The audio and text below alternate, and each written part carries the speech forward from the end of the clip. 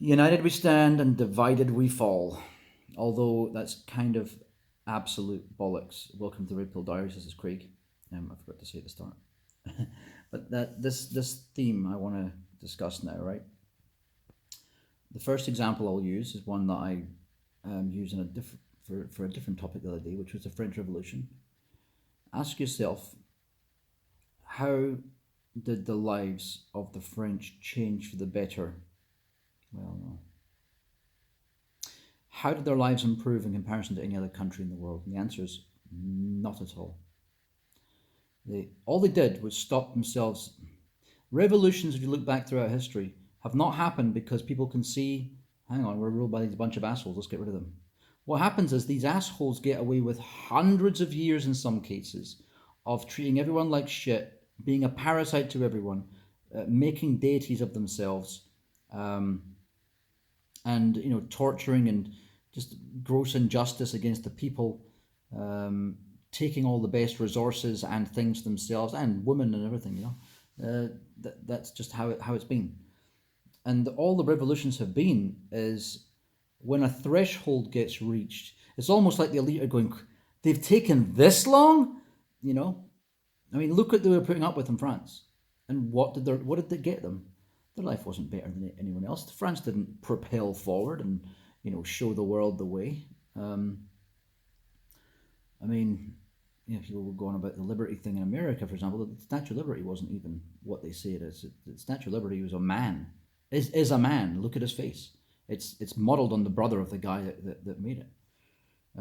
This is a fact. You can look this up. It was meant to be a gift to Egypt, not as a what's it called? Not as a gift to America. And actually, in the end, I don't think even it was a gift to America. They make it. It's funny that the history of things and the spin at the time to put something over the line when it's actually just a sales deal for a bunch of guys that couldn't sell a statue because the buyer pulled out, over in Egypt. Anyway, so that whole thing, that whole tie with America and France, kind of, you had of course the French soldiers coming over and fighting alongside the Confederates, was it? I'm getting two wars mixed up: War of Independence and Civil War. Doesn't matter. It's not my country. But the point I'm getting at is they were not the pinnacle. They were not the acme of the world. You know what I mean? And I don't think ever have been really. Maybe a brief period under Napoleon, right? But that wasn't for the people again, was it?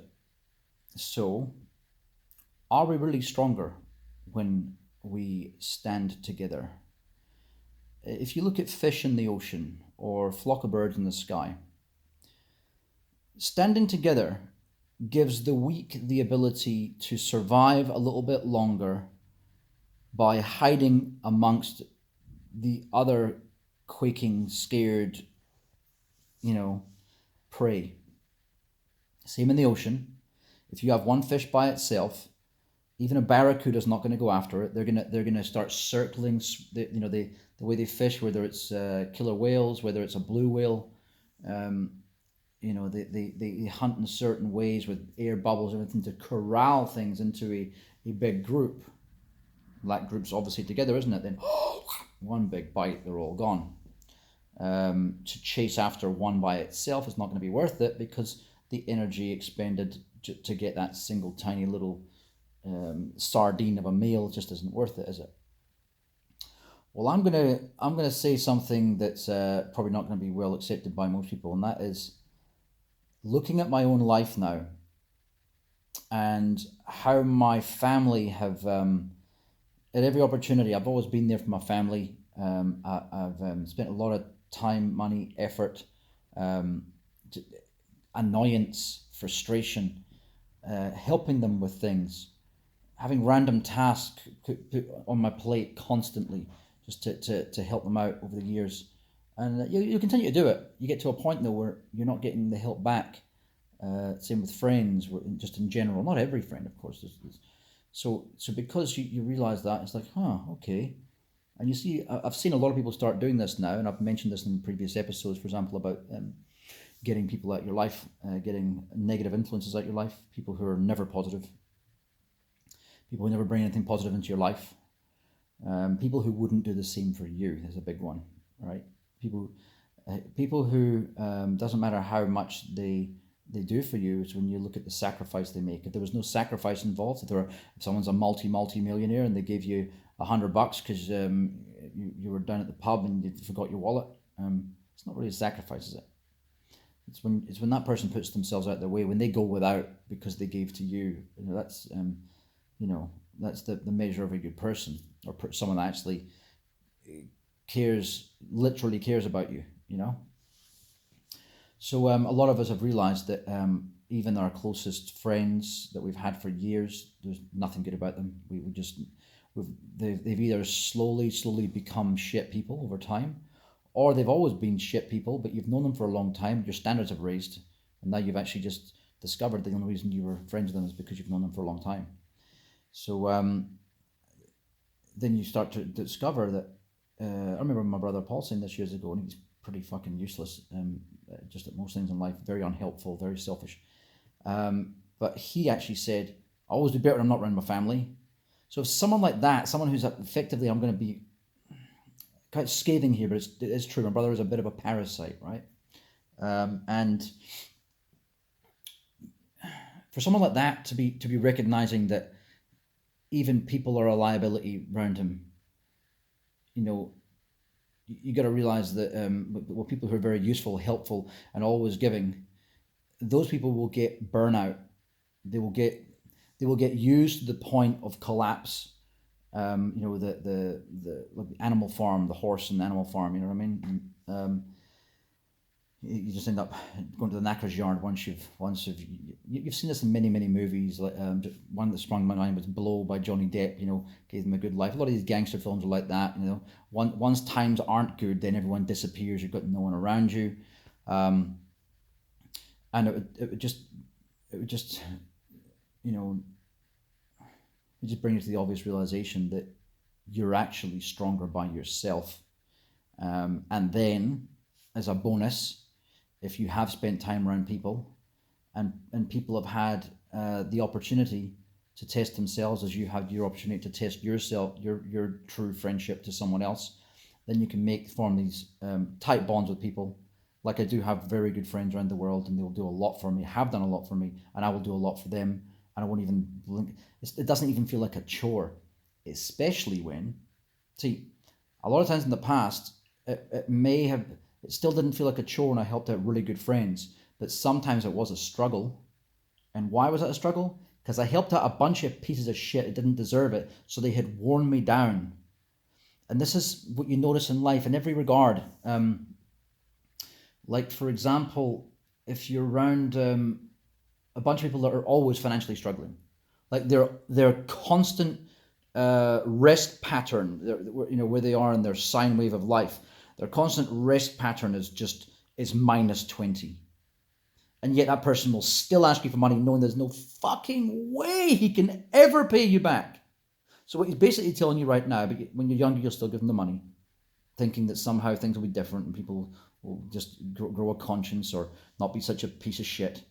And you learn the lesson that the leopard didn't change its spots, right? So it's a case where you're squirreling away in life, where others have squandered what they made. Let's say you work in the same place as a friend, right? And you've been squirreling away, and he's been just splurging his money, getting beer and weed and prostitutes, whatever the hell it is he wants to spend his money on. You've saved away there. You haven't gone out and party. And then next thing you know, they've got nothing, and they're sitting there. Oh, come on, man! Or the kids thing comes out. That's the favorite one they want to do. So you're meant to feel a guilt trip because they failed to plan for their kids, and yet they're gonna go even try to give you a guilt trip without guilt tripping themselves because you're not the one who had kids. You're not the one who failed to think about your kids. And then, so, as I say, when you're younger, especially, you will help them out, and they won't pay you back as usual. And then you'll be running around, and in some cases you'll even go to jail. Like I almost went to jail for lending someone money once. No interest, 2 years. Guy fucked me around, and then him and his wife still tried to put me and my ex-wife in jail. Disgusting people. But the system, of course, is designed to elevate them and to ensnare good people and to provide escape routes for pure evil. Right, as you see in the Epstein case, for example. So bring you to the point you just think, I know I'm repeating this again and again, bring you to the point you're stronger alone than, just in general, you're stronger alone than you are in a group, in general. Simple fact. You're safer alone than you are in a group. And of course, let's say it's a group of 10 against a group of 10, well, yeah, you're going to be safer in that respect if it's going to be a fist fight. But what I'm saying, in most cases in life, all you're really doing there is, if you were to divide that group into 10, for example, here's a good way to look at it. 10 against 10. Michael Jackson's Beat It. Beat It, right? If you're the best fighter in the group, what you're really doing is taking on 2 or 3 people. So one guy can take on half a guy. If you were to get paired up, one person, you'd still be safe, and a couple of your friends would be goners. So when they mean united we stand, or we're stronger together, diversity is our strength, that's that kind of shit, right? What they really mean is survival of the weakest. This dysgenics thing has come up a few times on my on this series, because eugenics is frowned upon so much because the association with the Nazis, for example. Not just the Nazis, also I think Chile. I'm pretty sure General Pinochet was involved in some of this stuff as well as the American government too. Well, every government really, because anyone who has a military wants to have the most powerful soldiers they can. So they've all looked into this. They've all looked into DNA research for the military, and they're probably all still working on it right now.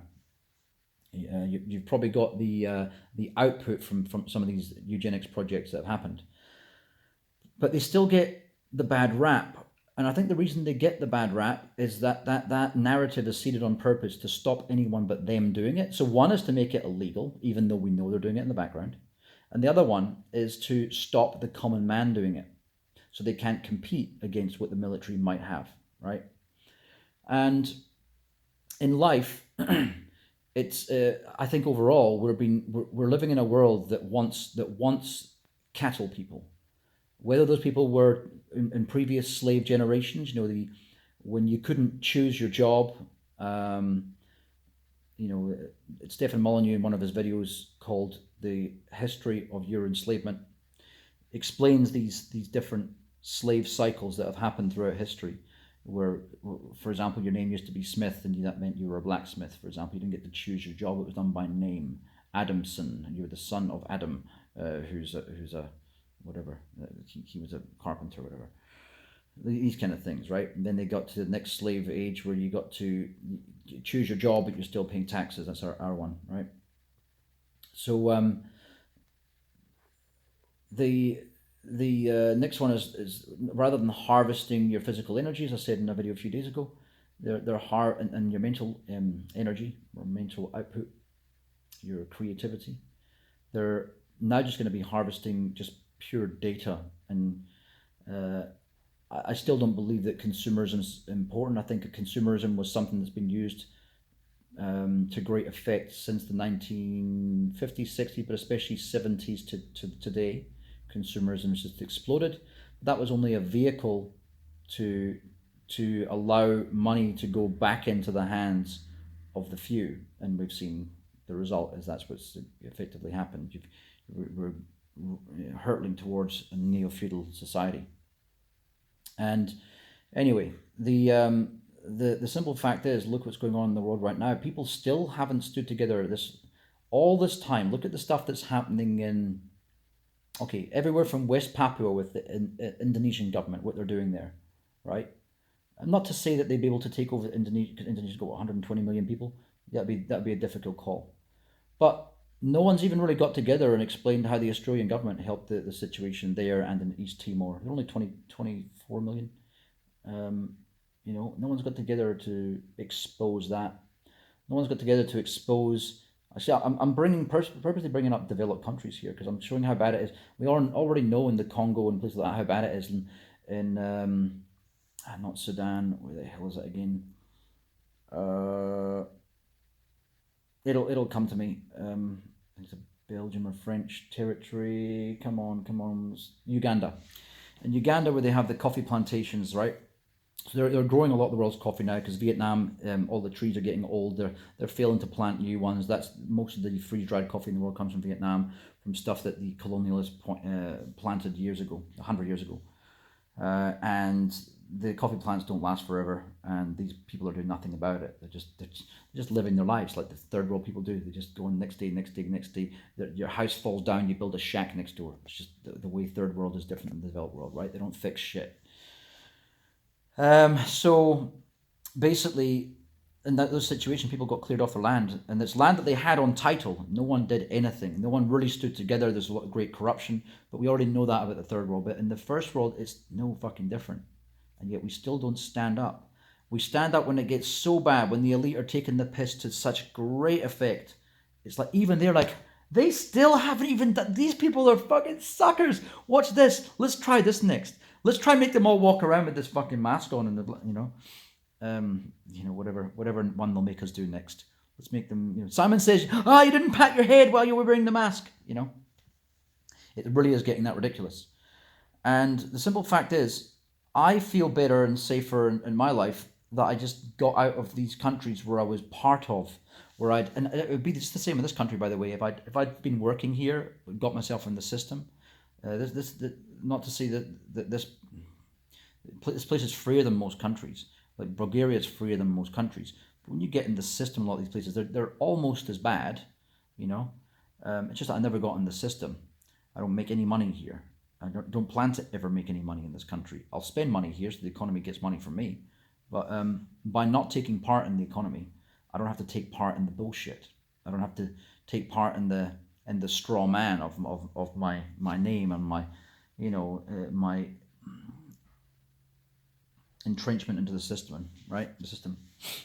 So what I've effectively done is gone by myself and divided myself from society as much as I can, and life is so much easier, right? Despite my whinging yesterday about all this shit breaking, that happens no matter where I go. But it's been happening a lot more lately. I do think there's something weird. Since a lot of truthers have been mentioning this, I'm just wondering if it is something that's a kind of matrix code for those of you out there that do believe, as I suspect could be true also, but I don't know for sure, that we are living in some kind of either a simulation or something that has both physical and non-physical effects. For example, people who are spiritual believe in God. People who believe in rune stones or whatever the hell it is, they all believe, or superstitions. They all believe in elements of physical and non-physical anyway. So it shouldn't be that hard a sell to explain that this world, like if you look at the petals in a flower, all these petals being prime numbers, for example, that the number of petals they have, the mathematics of the fractals, really good to look at. There's a few documentaries in this on YouTube. I can't remember the name of the one I watched. It was about 45 minutes long. That was fascinating. It speaks about how mathematical the universe is. Even the flat earthers talk about the distance from the Earth from the sun, the mathematics of that, how the ratio of the moon, how it looks, how it fits perfectly. The chance of these things is just so minuscule. Even the chance of Earth being what it was to allow for life to sustain, let alone be created or evolved or whatever it is you believe, right? It's quite amazing. So why not a world that is physical but does actually have what we might deem as magic, like a wall being able to move? Because see, this is the thing. When you look at some of these 200-ton stone obelisks that we could not move today with the biggest equipment, we'd have to build something specially around it to move it, and the way they're cut with laser precision, or holes that go deeper than we could make without really modern diamond drilling bits or something like that, you know what I mean? And even that wouldn't be as smooth as what these holes are in some of these obelisks in places like Machu Picchu, right? So either they had some technology or they had other technology. They're able to manipulate the physical world around them. Who knows? Lift stone with their mind, drill a hole with some kind of manipulation of heat, like I was mentioning the pistol shrimp, how it fires out a 4,500 degree ball of air, and and it makes a gunshot noise as something that's 2 inches long. It's amazing. So I'm trying to make sure I don't go too far off the course here, but basically, oh damn, I'm kind of lost myself now. It'll come back to me. Where was I again? Talking about these different things. Oh damn! I can't relay it back to where I was. I'll have to stop it now and re-record it. Nah, I don't want to do that. Anyway, let's just go back to the original thing that I was saying then, which was about standing together, dividing, and divide you fall is basically false. So in my own life, I can pretty much prove that's the case. Life's become easier. Every time that I did really well in the past, it was because I was actually getting myself away from people. I just got off of Facebook again the other day, got off of Twitter as well. I've done that a few times. I get back on because of the cryptodiversity thing, and I'm just thinking to myself, why? That's to help other people. I'm just kind of sick about helping other people now. Well, when it impinges on my own success and improvement, so I'm just not seeing the point much anymore. I've done enough for other people in my life. I think it's time to move on. Hopefully these videos are helpful to some, or maybe even in the future, maybe people watch them and see notice the same things I have, and same as the channels I watch. They kind of even just to make you feel better, to know that other people are going through the same kind of shit as you do, or notice the same things, and have overcome the indoctrination. So this is the point I wanted to get at, was we're indoctrinated to think, stand together, no, we're all in this together. So you die together in a swarm. You're that school of fish that the tuna are circling, or school of tuna that the killer whales are circling, You're easy pickings. You'll all get munched up, because it's worth it all to harvest the big group. It's not worth it all to go picking berries through a forest where you get a blueberry every 100 meters, But it is when you find a blueberry patch, It's the same kind of thing. You've got a better chance being on your own. It's really sad to say, and it sounds like that some people will be like, you're one of the ones that are feeding this narrative that's going to make the elite continue to do well. They've already fucked you over anyway. You've already accepted getting fucked up the ass for the last few generations. Many generations actually. Actually, from all I can tell, every generation in history is just accepting this shit continually. So even more to the point that things are completely futile. To stand up against these powers that be is completely futile. The best thing you can do is stand apart from the prey. Don't be there. Don't be the gazelle with a bunch of other gazelle. Whatever way it is, if you're the weak gazelle, you're the one who's going to get picked off. When they're chasing the whole herd, watching who's weak, it's you, right? If you're one of the stronger ones, you're just a chicken shit coward who needs to hide behind the bodies of the weak. So either way you look at it, standing together like that is it's not right. But then you do have your tribe that you've learned, these people will fight, so then that you're all, this is when unity does matter. When everyone's pulling their weight, he's not as strong as me, so how can he pull his weight? Well, he's probably smarter than me. Or he's trying everything that he can do. I know that I can't do 4 different things at once. I know the person's competent. I know that maybe he's not as competent on a computer as I am, but I'm better at building the fire, right? So I'm not going to be on the computer. He's going to be on it, even though he's not as good as me, but I still know it will get done right. And I still know that I can't do everything myself. That's when unity matters. When people, I said before a few days ago in a video, it's going to be more and more important as time comes on to find out what your power is, as they see on all these fucking annoying videos, all these movies out now about powers. But basically find out what your power is. I won't be a libtard and say you're a superpower, but just find out what your strengths are and how you would contribute in the case of collapse, in the case of even just a civil war that might even occur. I've said it many times, I do believe that the US could head towards a civil war, and I do believe that regional civil wars will most likely break out across the world, not just the US. I think many places, because the thing is, the whole world has had this dichotomy programmed into it by social media. As I said to me and my friend Dean 10 years ago, talking about this, that the trend algorithms would create.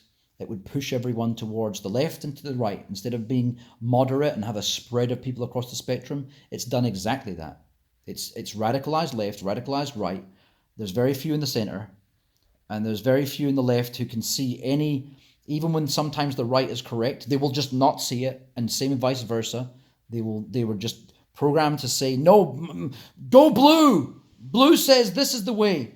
And therefore, even though that I know this is wrong, LGBTQZP, because I like gay rights, I'm gonna go for rights for pedophiles too, because that's in my school of thought for the groupthink, for my, another reason why standing together does not fucking help. If you're expected to have all the same things as every other lefty or every other righty, like you might even just be a mild righty, and yet you've got to. Oh, hang on, so you're saying you want me to completely remove workers' rights so that we can have enslavement?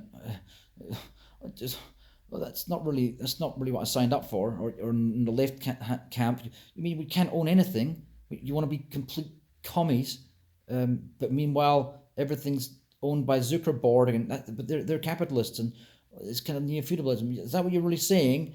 And it's like, yeah, it's socialism, yeah, blue, whatever. You're not stronger with these people. You're definitely not stronger. And when you get in your little, not to say that socialist countries weren't set up to fail, right? A socialist dictatorship like Libya was doing very well until Hillary Clinton basically single-handedly fucked the country so that she could harvest children. By the look of things, or maybe get corporations in there to steal the oil like they do in Venezuela. But effectively, we're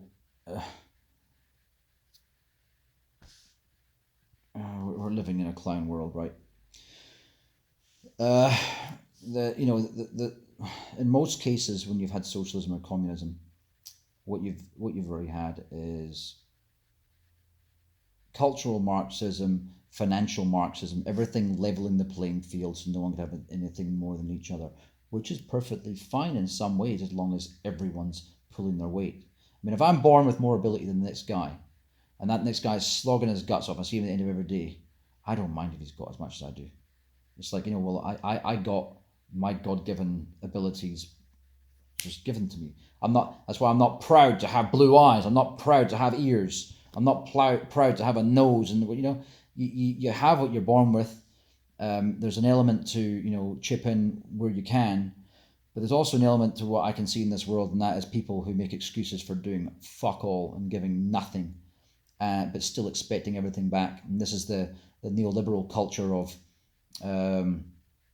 what Jordan Peterson talks about a lot, which is equality of outcome versus equality of opportunity, which equality of opportunity makes sense. Equality of outcome doesn't make any sense, because that is Marxism. And even Marxism, if you look at Karl Marx, he was just coming up with solutions for the time, based upon how capitalism was running back then. It wasn't actually that bad ideas he came up with, actually quite good ideas. The implementation of them, of course, by people like Stalin was, and also by Mao Zedong in China, or much to be desired, because of course millions and millions and millions and millions of people died, but so did they under capitalism. If you look at the situation with the Democrat and Republican parties, how they've basically financially assassinated countries like Venezuela, like Honduras, to create a situation where everyone had next to nothing. Now, I'm not going to say those countries would have done well, especially the socialist and communist ones, because everything becomes lowest common denominator. The standard goes to the lowest. That's why capitalism did stand apart, because you had the opportunity to shine, but then it became protection capitalism, which effectively was socialism, and the corruption that you get within socialism, and dynasties and monarchy applied to that. So, with more technology that we have, I can just foresee a world where it's just much easier to just get out into the sticks, live by yourself, live in. I mean, even this is where I am is not far out. The country's free enough, and I'm not in the system enough to still make this be a lot of freedom for me.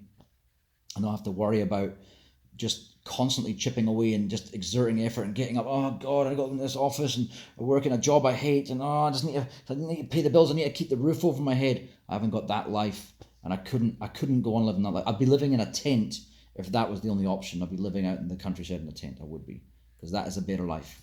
The problem is people don't realize that is a better life than what they have. They have these situations. If you haven't seen, there's a Black Mirror episode that's about the social credit score, right? I cannot remember the name of it, but just look up social credit Black Mirror and you'll get the episode. It's got a kind of gingery haired chick. Really good episode, and it kind of explains how people just they get this idea in their mind about what life should be, and they'll do anything to conform to that standard that they've been, that indoctrination that they've been shown. And oh, look at this, they're just so cute. The wee man. Anyway, they'll do anything to fit into that mold that they created in their mind and believe somehow when they get there they'll be happy. I was lucky enough to achieve the what life told me.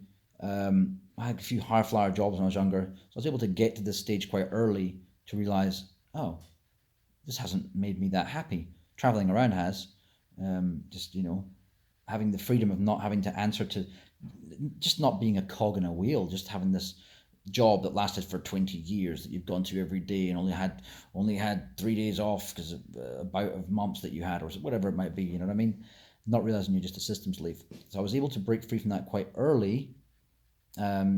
Maybe because of my white privilege, I don't know. Maybe I cashed in all my white privilege tokens and got given freedom. I just didn't realize it, Yeah. Anyway, I like talking about my white privilege. Yeah.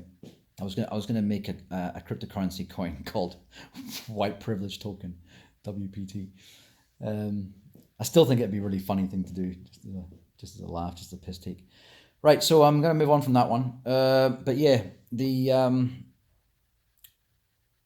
divided we stand. Okay, I'm going to give one last example, right? So in my own life, this is the divide and being by yourself. In my own life, more recently I've spoken about my father and my brother Scott. Okay, Scott, I want to put on a bet for it was 51. I think it was 51 to 1 odds. This is quite early on. This is when the fraud was first happening with Bernie Sanders, and there was this is back in 2016. I said to my brother, please put on a bet for me. He wouldn't. Look, I'm not doing it. No, I'm not doing it. He's got heaps of money. He can afford it. He knows I'm good for it. He knows the money would be there in 3 days. He just wouldn't do it. Why? Because he's a libtard. I'm lefty as well. I'm a liberal, but I'm not a libtard, right? And he just wouldn't do it. This is just about money. I just thought, I know Trump's going to win because they're going to defraud Bernie Sanders. I can see the writing on the wall, and they'll do what they usually do, and then they're going to lose. They're going to lose to Trump. I can see Trump is going to take these guys on. He's going to fuck up Cruz and Rubio because they're just turning. It doesn't. Oh, but look how he speaks. It doesn't matter how he speaks. He's running circles around them because he speaks human. They're speaking legalese. He speaks human. They're speaking formal. He's speaking informal. People want the maverick. People are ready for the maverick. And I said it at the time, and it happened. 51 to 1. I would have made.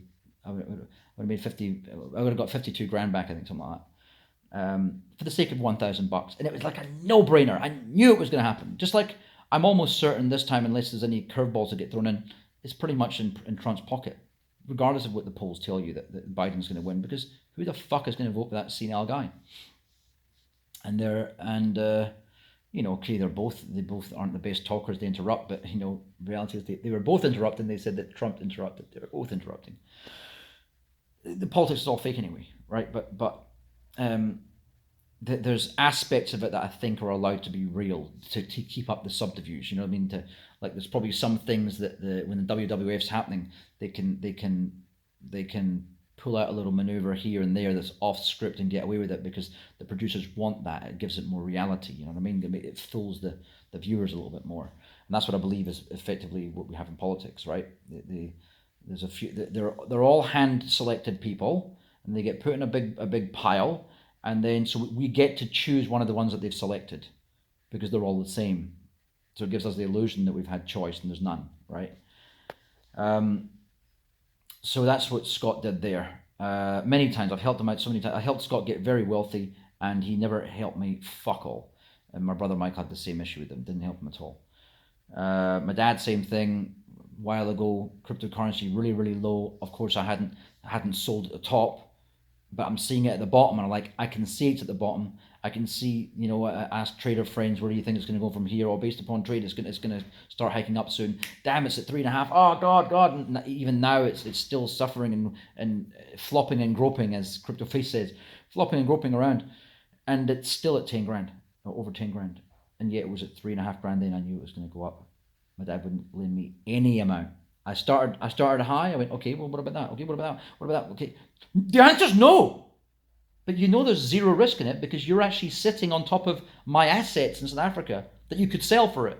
But I'm selling you, I could sell you my land, or when I sell my land, I'll give you I could sell whatever it is. I've got other assets that I could liquidate really easily. I don't want to, and I'm glad I didn't, because they've doubled in value since. Well, some of them, with things like gold, doubled in value almost.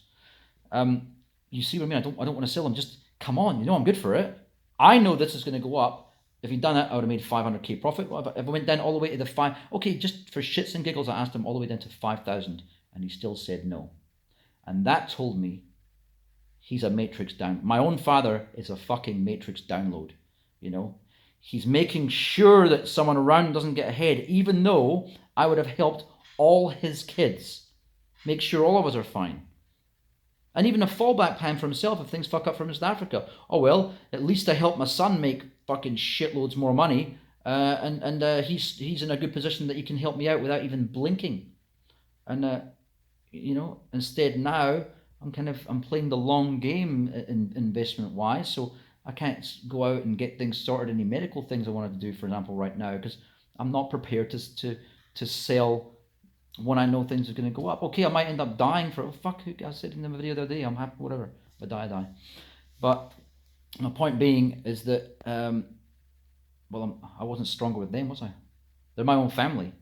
When it really came down to it, even knowing my reputation as someone who never fucks anyone over, never ever never fucks anyone over, someone who will go out of their fucking way to make sure someone gets. I'll chase people down because I owe them money.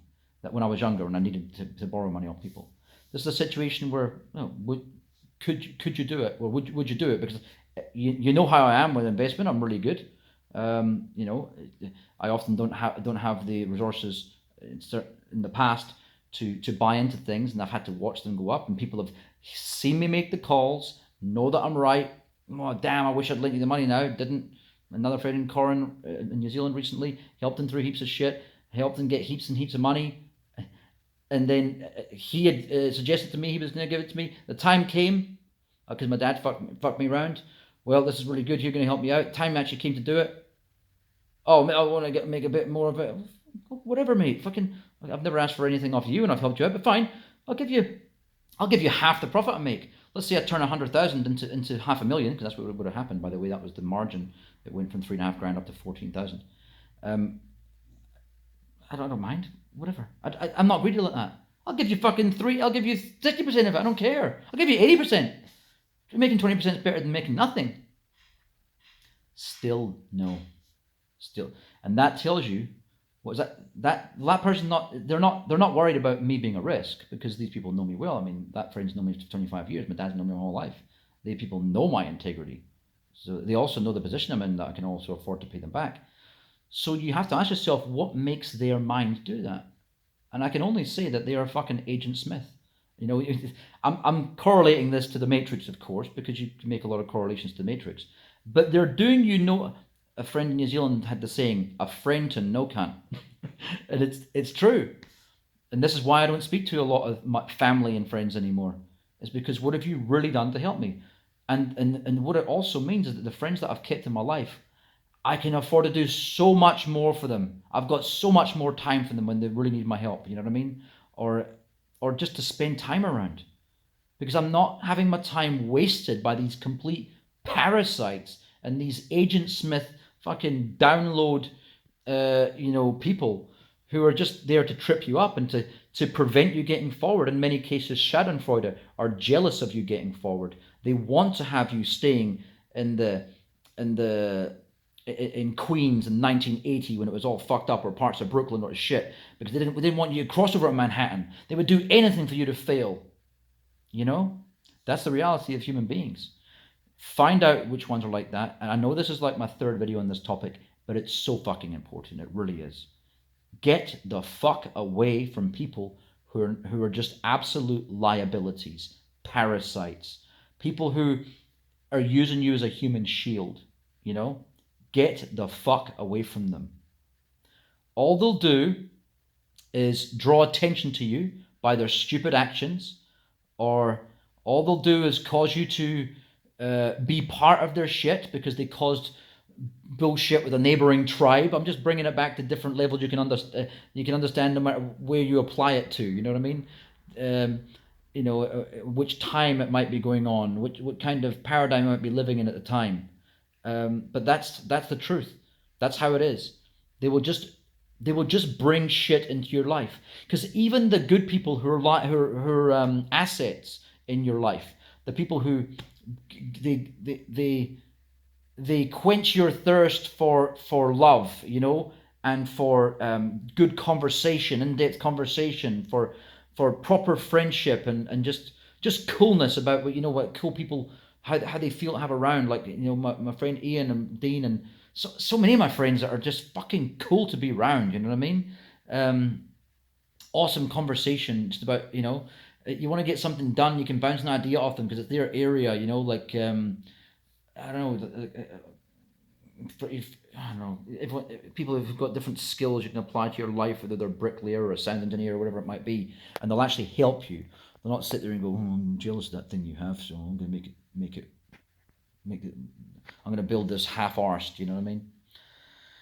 Anyway, I think I've thrashed that topic to within an inch of its life, so I'm going to leave it there. But we are, in some cases, stronger when we stand together, but in most cases you have been fooled into thinking that by a system that wants to promote dysgenics. And that is because when you bring people together into a formation, it's easier to then identify the strong ones, the alphas, the omega, what they call the sigmas. Don't have to have a beta to assist them. You know what I mean? They can be identified easy, and all you're left with is gammas and deltas, and those will be the perfect system slaves. It is a form of dysgenics, and what assists that from happening is no discernment when you're forming a team. So of course you can be stronger when you stand together, but you have to have that discernment, that quality control to say, right, do you deserve to be here around us? What are you bringing? Are you an asset or are you a liability? If you're a liability, sorry, go have your Darwin Award, maybe form a team, whatever. Go form a team of people who are just like you, and see if that unity gives you strength. Of course they know it doesn't. All they're trying to do is hide behind your fucking coattails. Right? Sounds very harsh of me, sounds very selfish, but the simple fact is I'm tired of being selfless. I'm tired of having to put up with the selfish actions of people who are not only weaker than me, sometimes they're not weaker than me, sometimes they're just selfish bastards. And that is in itself a weakness. Sometimes they have no moral code. So they're just they're out for themselves. They're just greedy bastards. For example, they've got enough, and they have to go. They'll let's say you've got like a group, and they're the ones that will go into the neighboring village to steal something to attract the enemy to your camp, and you get fucked up because they just couldn't help themselves being a greedy bastard.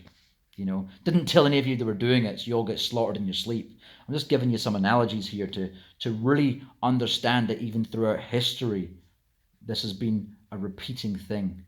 Get the fuck away from liabilities. All right, I'll leave it there. Bye.